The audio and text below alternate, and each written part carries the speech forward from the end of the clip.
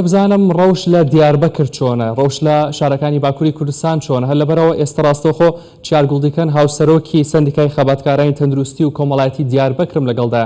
سڵاو لێبێ بەڕێز چیار، ڕەوشی دیاربەکر چۆنە ئێستا؟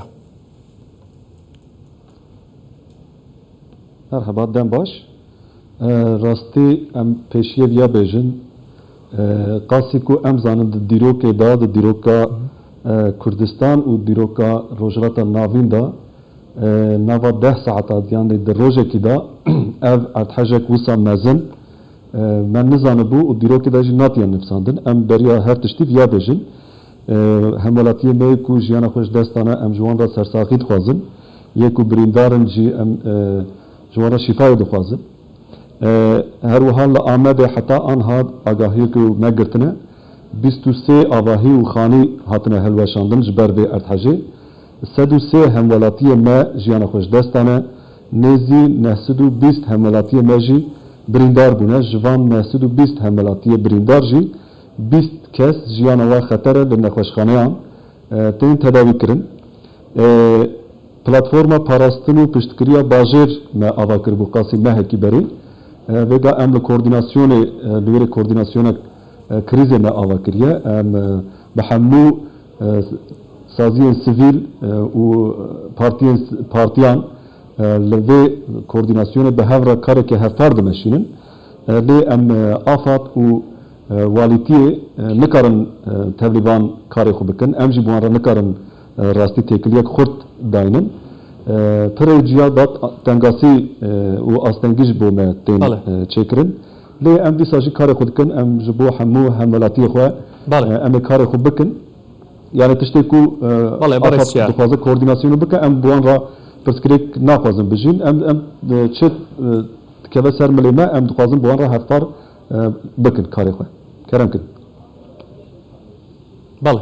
بەڵێ بەڕێز چیار هون دikarin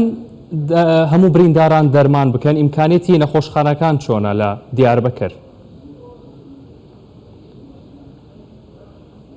li Amedê nexweşxaneya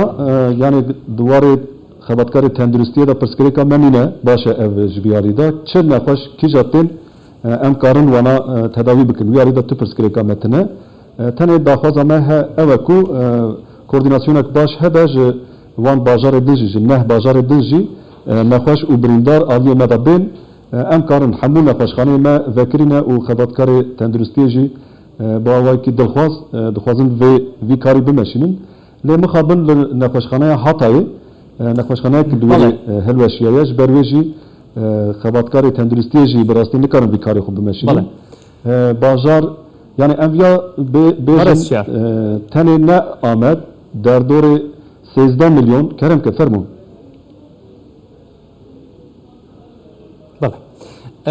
بەڕێز چیار لە کوردستان و لە عێراق و لە وڵاتانی دراوسێ هەموو ئەوروپا و جیهانەوە هاریکاری و کۆمەک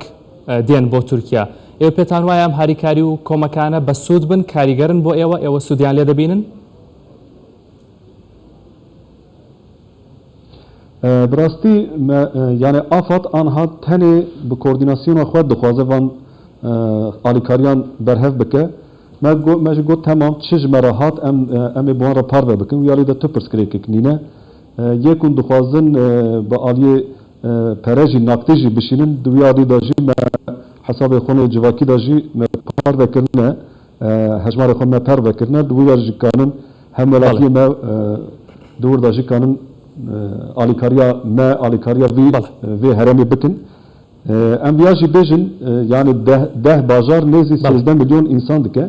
û 10 bajar û du welatin yani tenê ne Tirkiyeyê bi rastî başûr jî heye em wana jî bibînin yani li wêrê jî xeterek mezin heye lazim e hemû dunya hemû hemwelatî hemû mirovahî ji bo vana